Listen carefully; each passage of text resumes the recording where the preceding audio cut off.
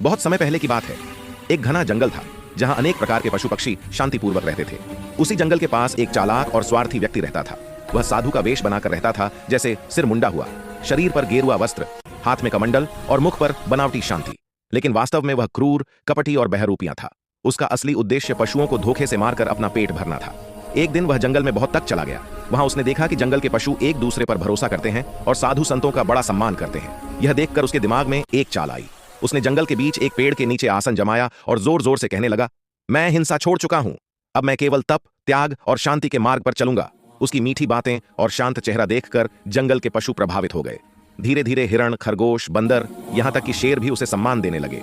धोखेबाज साधु बोला, हर दिन कोई एक पशु स्वेच्छा से मेरे पास आ जाए ताकि बाकी पशु सुरक्षित रहें। मैं उसे ईश्वर को अर्पित करूंगा। पशु भोले थे। उन्होंने सोचा कि साधु तो त्यागी होता है, वह किसी को नुकसान कैसे पहुंचा सकता है। इस तरह रोज एक पशु उसके पास आने लगा। लेकिन सच यह था कि साधु उन्हें मारकर खा जाता था। कुछ दिनों बाद जंगल में रहने वाले एक चतुर सियार की बारी आई। वह साधु के पास जाते हुए रास्ते में सोचने लगा, अजीब बात है, जो पशु साधु के पास गया वह कभी लौटकर नहीं आया। उसने निश्चय किया कि वह आंख मूंद कर भरोसा नहीं करेगा।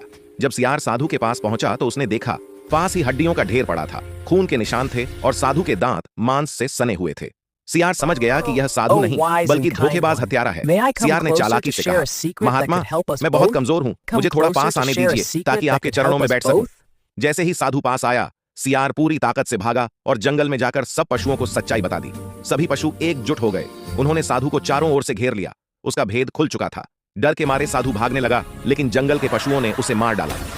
तो बच्चों, हर साधु संत नहीं होता है, कुछ बहरूपियां भी होते हैं। और एक बात हमेशा ध्यान देना चाहिए कि चतुराई और विवेक से बड़ा संकट भी टल सकता है।